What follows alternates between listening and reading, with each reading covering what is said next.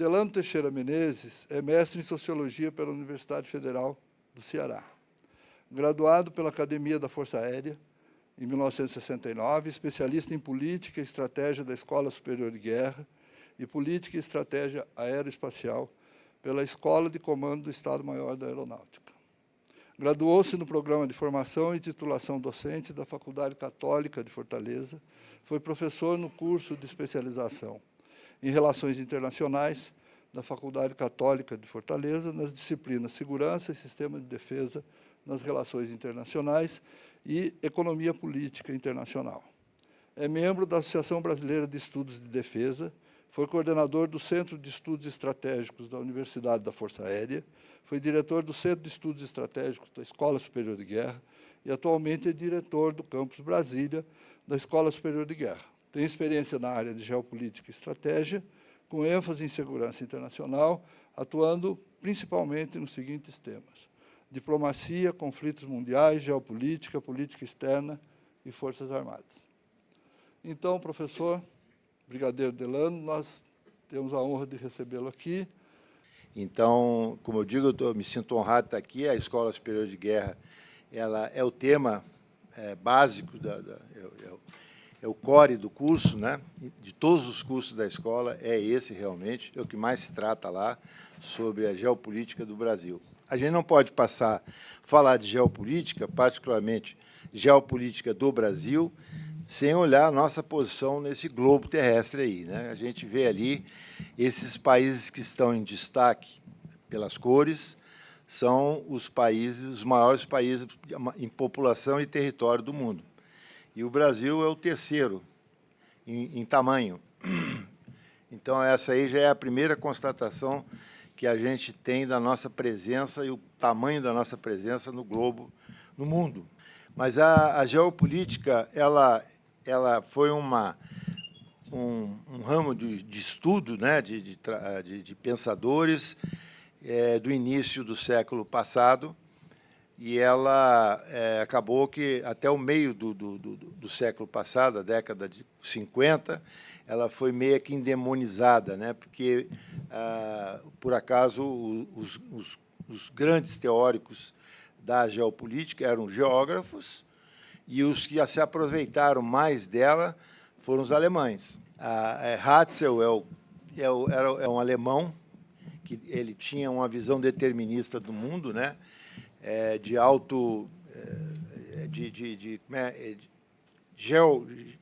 Humano, como é que é? Antropogeografia, né? Ele trabalhava muito com essa questão dos movimentos migratórios das pessoas. O Kellen é um sueco, também era professor de geografia, era um sociólogo, e ele associou o conhecimento dele de geografia com o sociólogo, ele que falou pela primeira vez o termo geopolítica, e ele também deu aquela interpretação humanista para a geografia e a política. E ele entendia que os estados-nação, eles eram como seres vivos, que nasciam, cresciam, tinham o seu protagonismo como adulto, envelheciam e morriam. Essa era, mais ou menos, a filosofia dele, a linha de pesquisa e de trabalho dele era isso. Tem uma linha muito clara do determinismo histórico que era o pensamento da época, né? E o Haushofer, ele era um general do exército alemão, também estudioso de geografia, e ele que formulou a teoria do espaço vital. Então, ele dizia que uma nação, como um ser vivo, ela precisava ter espaço para crescer. E o Hitler gostou disso. E aí, então, usou essa teoria para expandir a Alemanha. Ele trabalhou em favor do expansionismo alemão. Aí depois vem Mackinder, né? Ele já introduz uma visão mais abrangente da geopolítica, como ela deveria ser, né? E ele, olhando para o mundo, ele identificou as áreas pivô, as áreas importantes do globo terrestre, que tinham influência nos demais países do globo e, por conseguinte, nos destinos do mundo em si. Ele criou a teoria do Heartland. O Heartland é uma área do Oriente Médio, da Rússia e da Eurásia, e ele dizia que quem dominasse aquela área dominaria o mundo. É uma percepção que até hoje ainda é latente, né? A Rússia, ela é muito defensora do Heartland. A Rússia seria o país do Heartland. O Heartland estaria dentro do território russo, né? E eles têm uma consciência muito nítida hoje ainda disso. Mas a geografia clássica, então, ela sempre trabalhou dentro de conceitos que atendessem a algum país, aos desejos estratégicos de algum país. E ela passou por esse período de ostracismo até recentemente, no final do século passado, início desse século, ela começou a ter uma percepção mais real do que é a geopolítica. Houve até a apropriação indevida, de certa forma, indevida não, mas apócrifa, da palavra geopolítica, né? E começou a se usar isso, aquilo, a geopolítica, e não é isso. A palavra geopolítica é a disputa de poder no âmbito mundial. Essa é a essência do pensamento da geopolítica. Então, a geopolítica se modernizou, trazendo com ela os elementos da própria geografia, da geopolítica clássica, que são aquelas: o território estatal, a conformação desse território, a localização, o tamanho, a posição dos recursos naturais. Vejam todos que são todos elementos da geografia. E o manejo desses recursos é que vai determinar a política para aqueles recursos. Então, é a geopolítica, né? Mas a geopolítica contemporânea, na verdade, ela hoje adquire outras, ela incorporou outras demandas e ela não pode se desvincular daqueles macros vetores do processo civilizatório. E a geopolítica ela é formulada de acordo com as demandas da época, das épocas. Não há a possibilidade de hoje nós fazermos uma análise geopolítica com as filosofias, os modos das relações sociais de outra época, porque ela incorpora um subjetivismo que está impregnado na política, que ela varia com o tempo. E esses macros vetores civilizatórios, eu enumerei isso aí, até baseado num trabalho do professor Viola, da UNB, que é um cientista que trabalha muito essa questão ambiental, a geopolítica ambiental, e ele coloca que esses vetores, a mundialização da produção e do consumo, interdependem, há uma interdependência complexa. Essa mundialização da produção e do consumo é a globalização da economia, que nós estamos vendo isso. Ela tem um aspecto construtivo, ainda que a população, de um modo geral, ache isso agressivo, inclusive o próprio Trump, né? Ele é contra a mundialização, a globalização, não sabe ele que está jogando contra o próprio país dele, né? Porque hoje o processo da produção de materiais, a produção industrial, ela está tão capilarizada, espalhada no mundo, que ela é um amortecedor de conflitos. Só para vocês terem uma ideia, esse laptop que está ali, por exemplo, um laptop, existem 36 países na montagem daquele aparelho. 36 países que produzem peças que são reunidas lá e transformam isso num bem de consumo. Então, só esse aspecto já dá um outro contorno às interpretações geopolíticas. Muita gente não percebe isso e não dá valor a isso. A dinâmica populacional é outra. Naturalmente, quando Russell e Kellen fizeram as suas formulações, o homem, para vir da Europa para Buenos Aires, na época, levava 2 meses, né? Hoje leva 8 horas, 12 horas, não sei, menos, né? Então, além da rapidez da comunicação intercontinental, a população também adquiriu uma cultura de como é que se diz, de morar em outro país, de troca. O conceito da nacionalidade fica um pouco atenuada diante das demandas das pessoas. Então, essa mobilidade entre um país e outro, a rapidez, as possibilidades são muito grandes. O desenvolvimento tecnológico e a robotização do trabalho é outro fenômeno que afeta profundamente as relações globais. Eu acho que, nesse termo, eu não preciso aprofundar muito, não, mas aí há alguma coisa que distancia e aproxima países também.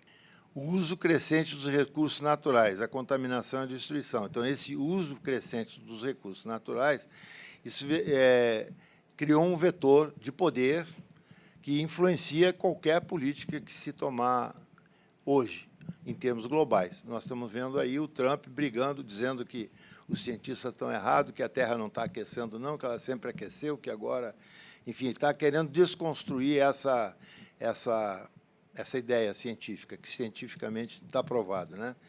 E essas mudanças climáticas e o crescente uso dos recursos naturais, quer dizer, um consumo que vai levar a algum limite em algum momento, isso vai gerar muitas disputas.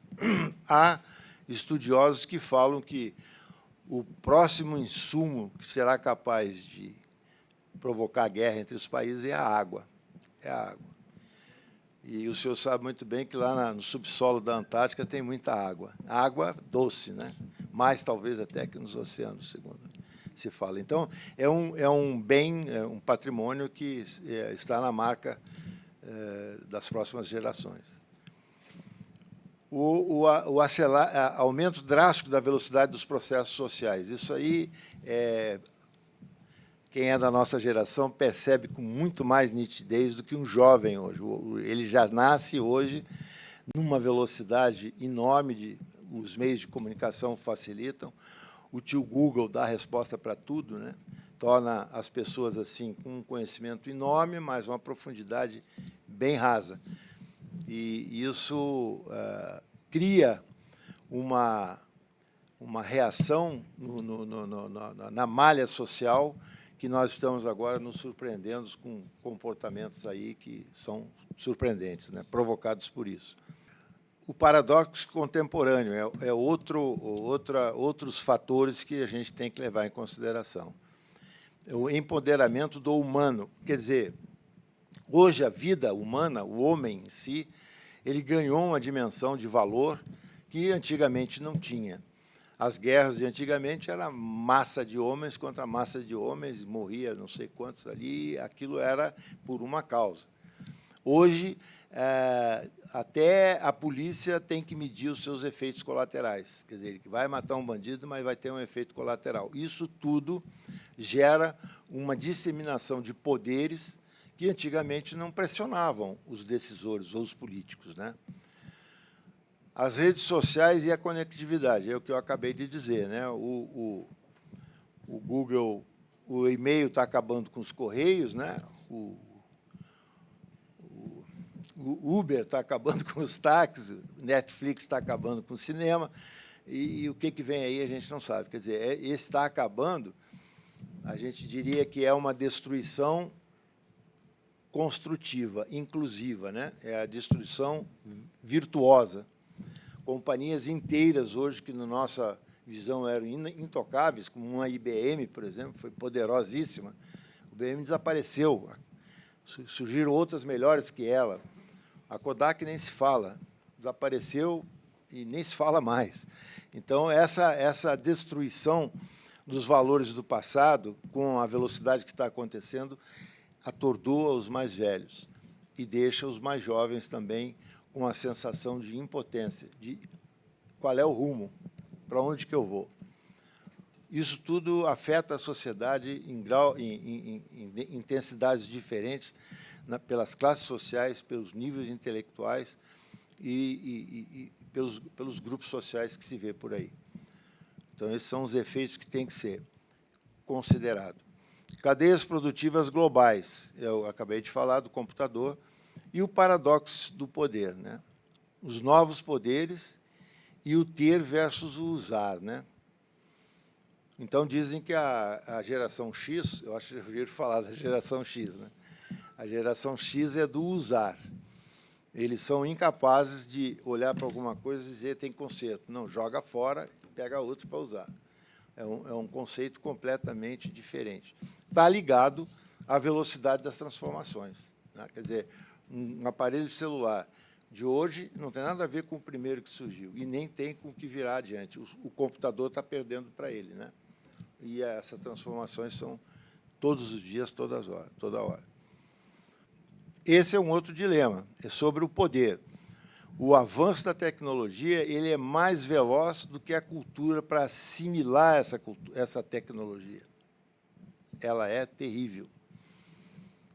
Vejam só, na maior parte dos países do mundo, uma coisa bem banal, assim, não existe mais trocador de ônibus, o trocador, aquele que cobra, não existe mais aquilo. Tem aliás, aqui a gente sabe que tem, mas aqui no Brasil ainda não acabaram com isso. Lógico, vai causar uma onda de desemprego tremenda, né? Então, os estágios da tecnologia eles não são equanemente distribuídos, equilibradamente distribuídos. Eles são dosados em função da pessoa ou daquele grupo social, daquele país, estar preparado para receber aquela tecnologia, né? Então, é a mesma coisa que dar isso aqui para um índio no meio da selva, para ele, quem sabe, não tem a menor noção.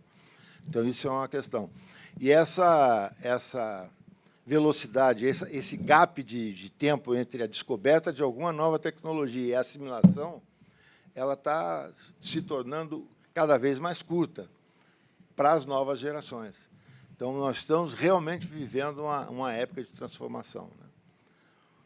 Isso afeta os poderes de uma nação. Os poderes da nação é o poder político, poder econômico, científico, tecnológico, econômico e cultural. É o psicossocial que chama. E o poder militar é o mais afetado pelo avanço da tecnologia. Ele cria um degrau muito grande do quem domina a tecnologia do quem não domina a tecnologia. Então, hoje, a gente vê países, temos que referir realmente os Estados Unidos, ele já não está mais preocupado em reter certas tecnologias que, para ele, já passou da época. Eles estão jogando lá em Marte agora, Vênus, como é que vai ser aquilo lá. Eu estou brincando, né? Estou fazendo uma figura. Mas eles já estão num estágio de pesquisa, de uso de novas tecnologias que nós nem imaginamos que eles estejam desenvolvendo. E a Europa, da mesma maneira. Então, a tecnologia militar para a defesa ou para a ação de guerra, ela ganhou uma assimetria incalculável. Quer dizer, hoje, para um país entrar de guerra com o outro, tem que pensar muito, tem que avaliar muito essas coisas, os recursos que cada um tem, que a tecnologia permite.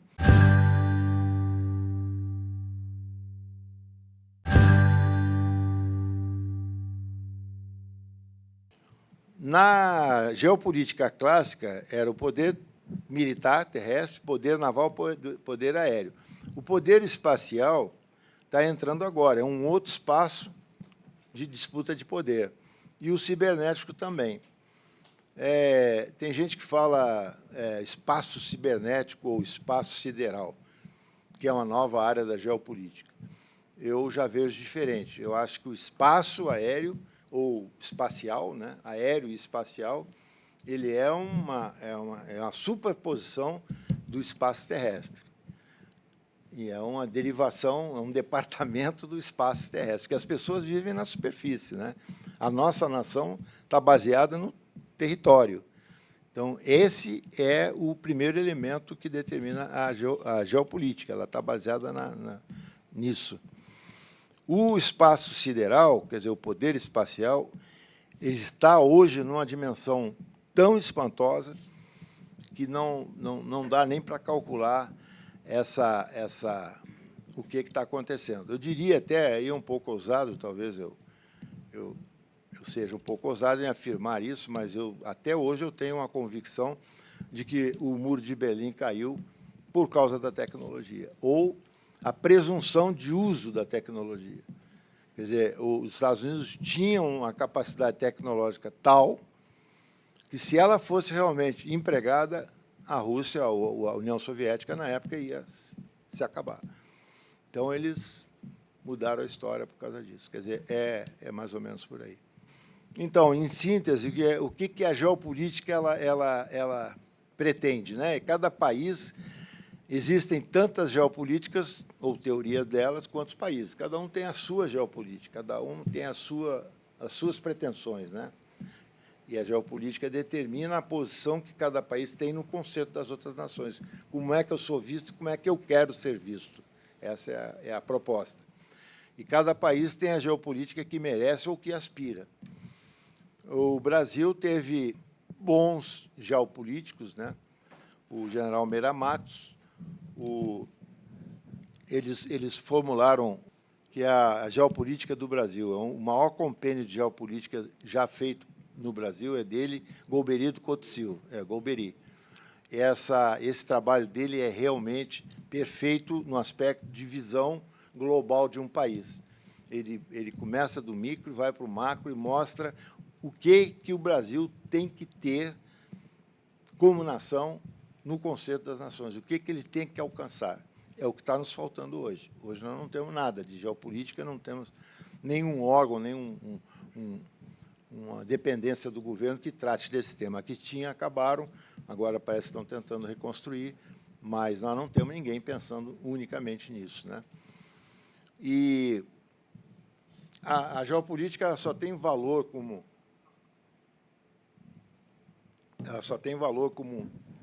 um elemento de poder do Estado se as várias políticas ou ação daquele Estado para fora forem coordenadas. Porque, se não houver uma coordenação, acontece o que está acontecendo. Nós vamos ter uma hipertrofia ou uma supertrofia de um setor ou de outro. A gente vê hoje o Brasil se desmanchando, mas o agronegócio está inteirinho ali, né? Quer dizer, realmente, a geopolítica da alimentação, da agricultura, do agronegócio, o Brasil deu show de bola.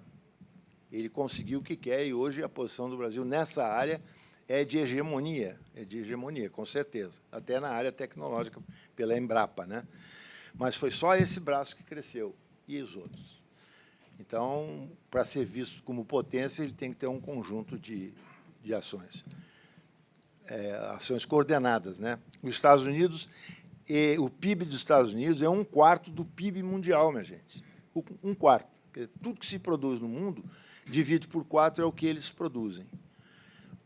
O comércio interno dele, de consumo, é 60% do que ele produz.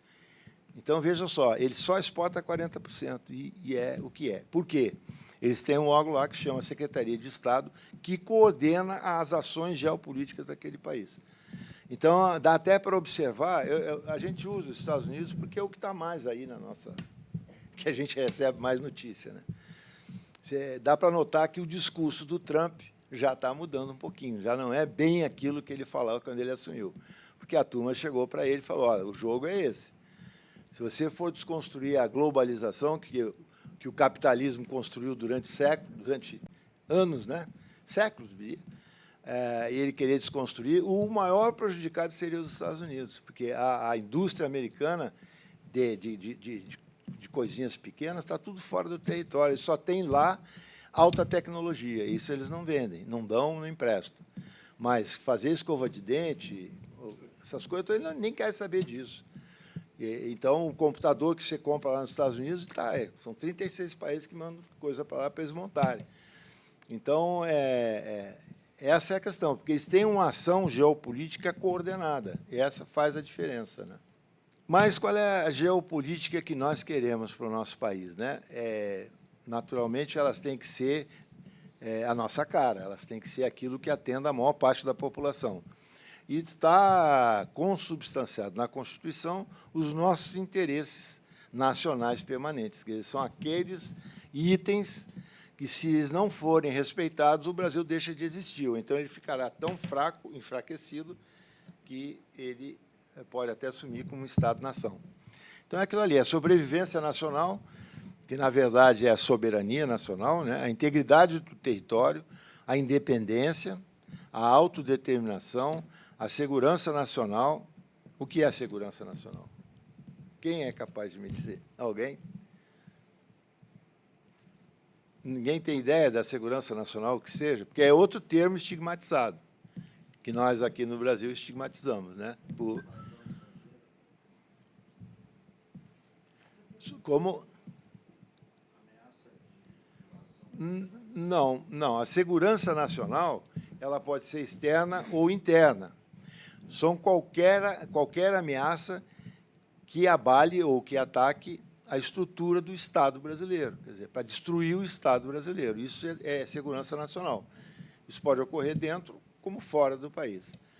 E esse termo foi usado pelo golpe de 64 como a justificativa para coibir uma série de manifestações, tudo era contra a segurança nacional. A gente aqui, devido a isso, ou não sei se é isso, ou foi uma coisa construída, mas nós criamos um preconceito com esse termo, né? Que é um termo usado lá pelo americano, e não é que a gente copia, a França também é a mesma coisa, que até o presidente pode ser enquadrado na Lei de Segurança Nacional, até o presidente. Então, o que mostra que o Estado está acima das pessoas, e o Estado defende o interesse das pessoas que compõem aquele Estado. Então, é um conceito também a ser repensado, né? O bem-estar da população, acho que todos querem, todos procuram isso. A defesa da identidade cultural, uma coisa muito difícil, o soft power aí dos outros países é muito forte, mas, de qualquer forma, a gente aqui, mais para o interior do país, a gente percebe que nós temos uma cultura muito grande e poderosa, e nós gostamos dela. Isso às vezes, a gente fraqueja nisso, né? Mas é importante. A preservação dos valores nacionais, esse aí está ligado àqueles rituais, a bandeira, o hino nacional, né? O respeito às fronteiras, defender as nossas fronteiras e tal. Então, é mais ou menos isso. Que geopolítica nós queremos? Essa relação aí, que são 6 itens, ela foi formulada pela professora Terezinha de Castro. Ela foi uma das geopolíticas maiores estudiosas de geopolítica no Brasil. Sucedeu o Golbery. Ela foi aluna do Golbery. E ela foi professora da ESG, lá no Rio. Eu fui até aluno dela. E ela listou isso aí para um país ser potência. Ela disse, isso não é da cabeça dela, é de outros geopolíticos do mundo, né, que criaram esses parâmetros. Tem que ter uma superfície territorial mais de 5 milhões de quilômetros, continuidade territorial, acesso direto e amplo ao mar. Vejam que essa questão aí, a Rússia, por exemplo, ela briga lá na Crimeia porque é a única saída para a água quente que eles têm. Lá no norte, eles não conseguem sair. Então, o acesso ao mar é uma coisa vital para um país. A Bolívia está brigando até hoje. Recursos naturais estratégicos e essenciais. Nós temos tudo isso, uma população mais de 100 milhões, uma densidade demográfica maior que 10 habitantes por quilômetro e menor que 200 por quilômetro. Aí, nesse último item, é que eu acho que ela não foi feliz. Homogeneidade racial. Ela acha que a nossa população é homogênea, e não é. Isso a gente sabe que não é. Mas a raça é uma só, humana. A raça humana, sem dúvida. Mas, mesmo assim, dentro da raça humana existem, né, outras derivações, né? Mas a gente dizer, quando a gente fala homogeneidade da população ou racial, a gente está pensando nas origens dos componentes do nosso povo, né? O de português, que veio de Portugal, do europeu, do índio e do negro. Hein? É a espécie humana, né? A espécie humana. Mas quando usa esse termo, é com esse sentido que eu estou falando, é a origem dos grupos raciais que existem no Brasil. Nesse caso, os Estados Unidos também têm Não. informação E é exatamente isso. Eles também dizem que são multirraciais. Eles consideram isso uma vantagem. E nós também é uma vantagem.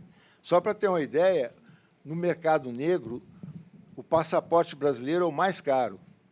Porque qualquer cara que tu colar ali é brasileiro, no mundo, não é? Então, ele vale ouro aí fora, o passaporte brasileiro, por causa dessa característica. Isso é bom e é bom, não é? A gente pode ser que nos dê uma velocidade menor na ascensão, mas, com certeza, com bastante consistência. Isso aí não há a menor dúvida. E nós andamos muito nesse aspecto, O que é pior, eu acho, o que é ruim, é que importamos idiosincrasias que não eram nossas. Uma coisa absurda, coisa que, quando eu era criança, nunca me passou pela cabeça certas coisas que hoje são colocadas como fator de desunião, e não de união. Não é? E isso está ligado ao fato da gente ter uma característica de importar certas coisas, né? Esse negócio de Halloween, Black Friday, porque nunca tratamos disso, que história é essa? Né? Então, nós estamos vilipendiando a nossa cultura. Então, para nós termos uma geopolítica do século XXI, né, que nós estamos começando na segunda década, qual é essa geopolítica? Eu boto logo de saída assim, esse mapa para a gente ver as áreas de interesse estratégicos do Brasil. O que está em azul e um pontilhado preto em volta são as áreas territoriais brasileiras. O Brasil tem soberania naquele setor. A azul é a zona economicamente exclusiva, quer dizer, só o Brasil pode explorar aquela parte azul. A preta é o pontilhado preto é o que o Brasil está reivindicando nas Nações Unidas, porque ele entende que ali é o prolongamento da plataforma continental e que faz parte do território brasileiro. E já ganhou embaixo e ganhou em cima. Tem só um trechinho ali que une a Trindade e Martins Vaz, que ainda está em discussão. E o que está em amarelo, eu estou mostrando, é a presença de grandes potências. Aquelas ilhazinhas cercadas de um círculo amarelo, elas são todas da Inglaterra. Então, esse cordão, a Inglaterra tem no Atlântico até as Malvinas. E eles não abrem mão disso. Um dia vão ter que abrir, né? Mas, por enquanto, não. E a outra parte, a outra margem do Oceano Atlântico, que é uma área de influência do Brasil, porque foram dessa margem que vieram os escravos, ou os negros, para cá, para o país, e, de qualquer forma, o nosso país tem uma ligação afetiva por eles, por aqueles países, porque ali também tem os países da língua portuguesa, a CPLP, que o Brasil considera esse órgão um fórum importante para a sua geopolítica. Só para vocês terem ideia, ali embaixo da África, aquele quadradinho que tem ali, quase ao sul, é a Namíbia. A marinha da Namíbia foi feita pela nossa marinha. Os navios, os uniformes, os treinamentos, tudo. Você vai lá e você diz, pô, a marinha do Brasil está aqui, aí tu vai conversar com o marinheiro dele lá e ele não fala português. Os oficiais falam, mas eles não. Então, já é uma área de influência. E no continente africano há uma grande penetração muito forte, quem vai lá percebe isso, do chinês.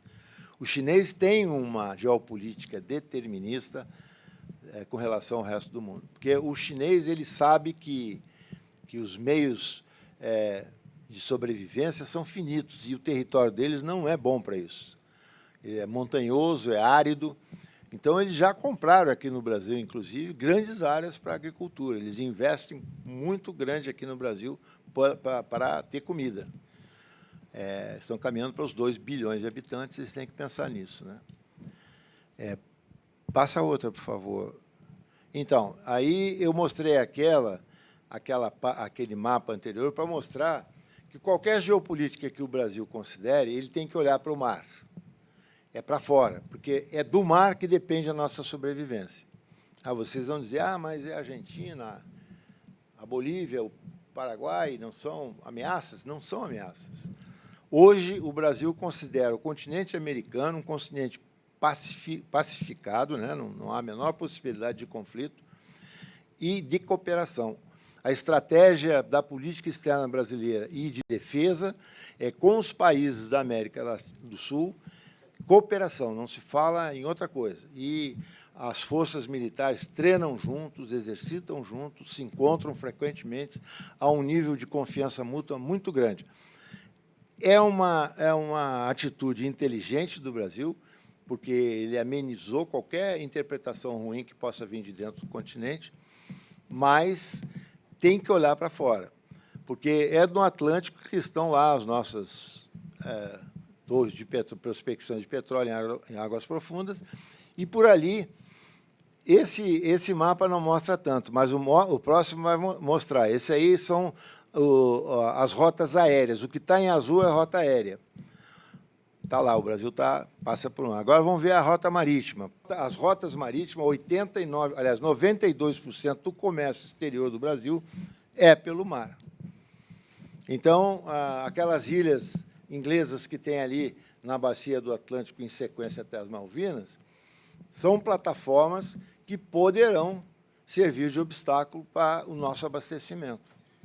Então, o Brasil precisa ter uma marinha capaz de vencer qualquer bloqueio, porque, senão, nós vamos ficar sem comida, exagerando, né? Em síntese, nós vamos ficar isolados do mundo.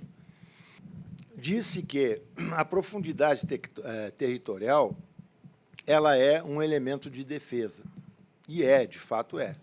Porque, se atacarem qualquer cidade nossa do litoral, pode até acabar a tomar, mas não entra para dentro do território, é muito, muito difícil, porque essa profundidade geográfica ela é muito favorável para nosso sistema de defesa. Também para os descaminhos também, né? Os narcotráficos da vida. Mas, para a gente ser grande como a gente imagina, quer dizer, procurar uma geopolítica do status do Brasil como grande potência, nós temos uns nós geopolíticos que nós temos que tratar de desatar para podermos tomar uma direção crescente, né?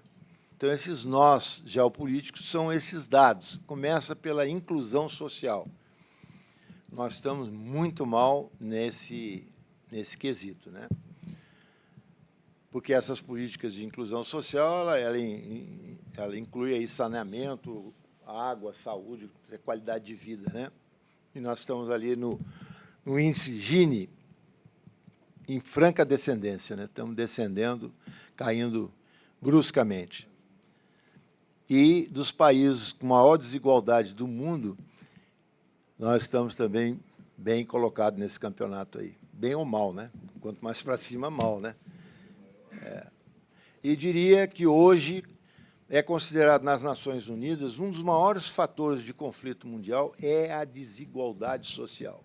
A maior bomba que existe no mundo hoje é a desigualdade social. Então, esse trabalho que nós estamos fazendo, que tem méritos, grandes méritos, esse da Bolsa Família, Bolsa Assistencial que tem aí, que é um programa do Ministério da MTS, né? Exatamente.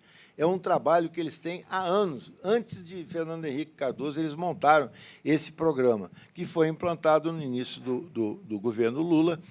Ele é altamente importante, extremamente importante, porque nós vamos tentar, o Estado brasileiro estaria tentando salvar uma geração de crianças, porque os pais dessas crianças já estão perdidos. Passou dos 30 anos, o homem que não conseguiu alguma coisa na vida, dificilmente ele vai conseguir. Mas o filho dele pode. Então, se eu der condição para ele ficar com o filho, botar o filho na escola para estudar, eu estou salvando aquela geração. E esse é o maior trabalho que esse programa exerce. E uma das condições é manter o filho na escola. Eu acho que isso é louvável. Nós discutimos o acessório, gente. Nós não discutimos o essencial. Nos perdemos no acessório. Deixamos de resolver uma opção de coisa porque é uma coisa terrível, terrível, terrível.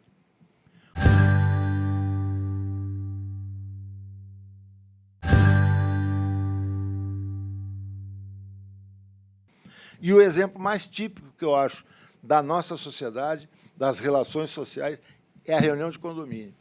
Já notaram a reunião de condomínio? Não serve para nada? É igual ao nosso Congresso, pô. Não é? É igual, pô. Discute, não aprova nada, não interessa, não dá, não vai. Assim é o cúmulo de você ir a uma reunião de condomínio, está lá o síndico, aí você chega, só você, o prédio tem 40 apartamentos, mas só está você e outro cara ali.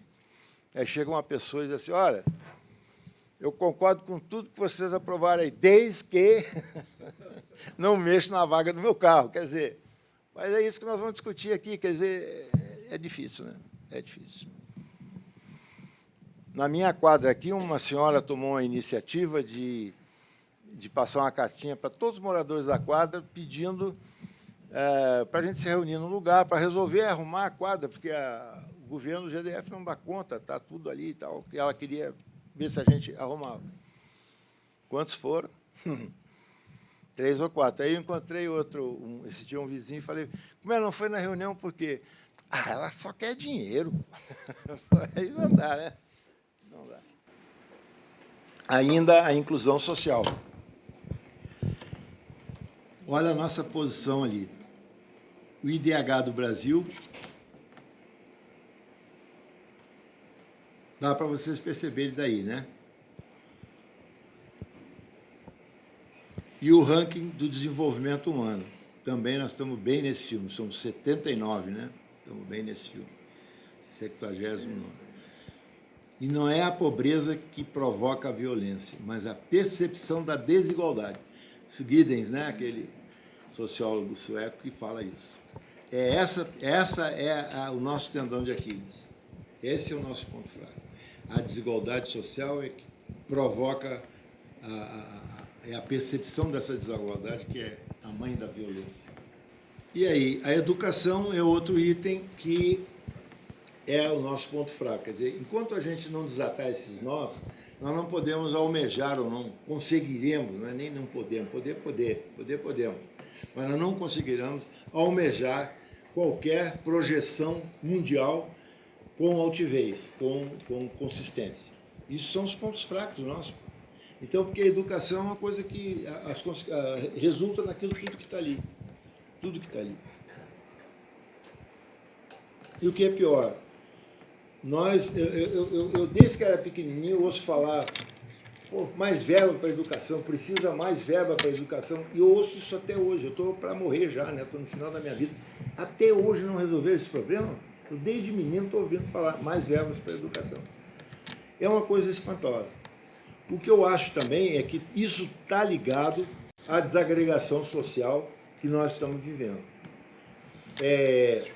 A divisão do trabalho numa família está colocando essa família numa situação solúvel. Ela está se desmanchando. Porque a mãe não educa mais o filho, não tem tempo para ficar com o filho, vai trabalhar. O pai, quando não está trabalhando, está tomando cachaça, quer dizer, o filho não é dele, ele não tem esse compromisso.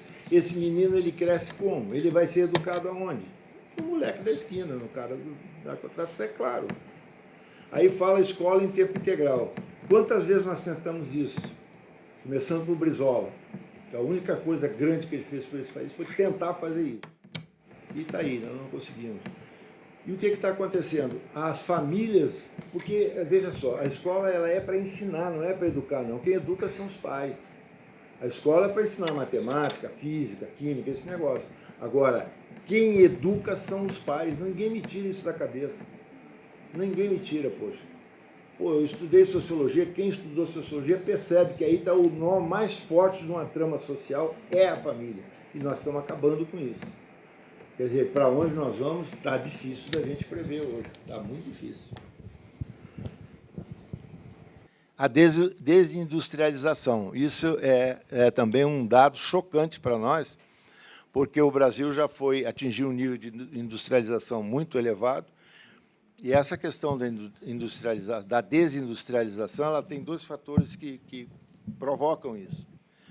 É a globalização da indústria, industrial, da economia produtiva, e a divisão internacional do trabalho. Quer dizer, isso está tirando do Brasil e levando para outros locais, que a mão de obra é mais barata, e o Brasil não percebeu isso ainda. Então, nós estamos num processo de desindustrialização bem grande. E o outro é o superprotecionismo. A superproteção, não sei se é super também, mas a grande proteção que o Estado dá ao agronegócio. Foi uma opção geopolítica, inteligente, eu acho. Mas eu acho que temos que crescer para o outro lado também, nós temos que equilibrar essa conta aí. Até porque a tecnologia ela é impulsora de tudo, de todas as áreas, o desenvolvimento tecnológico. E nós estamos, o governo brasileiro está negligenciando o apoio à ciência, esse apoio ao conhecimento, que é o futuro, ele está desamparado. Agora, o agronegócio não para, não. Eles têm lá o dinheiro, têm um lobby enorme e continua crescendo, né? E é um país que... O Brasil é um país interessante nessa área industrial, porque ela tem áreas de excelência, como é o caso da Embraer, que ela é igual às melhores do mundo, é a quarta maior indústria aeronáutica do mundo, e ela arrumou um nicho, uma montagem da ciência com a tecnologia e com o empreendedorismo. Ali em São José dos Campos se criou um polo que se autoalimenta e aquilo foi crescendo, crescendo, crescendo. Eu tenho um amigo meu que foi oriundo do ITA, ele era engenheiro aeronáutico, mas ele abriu uma firmazinha de pesquisa aeroespacial, uma firmazinha lá em São José dos Campos. Eu acho que ele tinha uns 10 empregados, produzia componentes para satélites. De um ano para outro, chegou uma empresa francesa lá, deu 200 milhões de reais para ele, comprou a empresa dele, que era uma sala, e ele passou a ser empregado do francês. Quer dizer, isso é um fato que eu estou mostrando como é que a ciência gera dinheiro e faz gerar o conhecimento, né? Mas, no mundo todo, os maiores impulsionadores da ciência, da tecnologia pura, são as Forças Armadas. A pesquisa de armas para matar o outro, ela é mais profunda do que para salvar as pessoas da medicina. Mas esse é o mundo, esse é o mundo. Então, se a gente for olhar as tecnologias de ponta que nós estamos usando hoje, se for procurar a história dela, todas nasceram com um propósito militar. A internet é uma delas, E aí vai por outras.